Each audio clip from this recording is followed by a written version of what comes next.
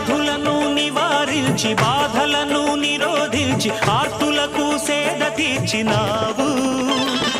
శరణాగతులందరికీ సద్గతులను కలిగించి సమతామూర్తివై నిలిచినావు.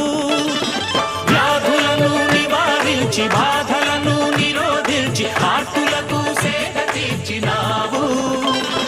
శరణాగతులందరికీ సద్గతులను కలిగించి సమతామూర్తివై నిలిచినావు.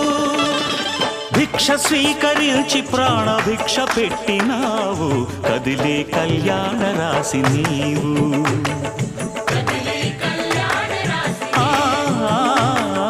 కదిలే కళ్యాణ రాశి నీవు.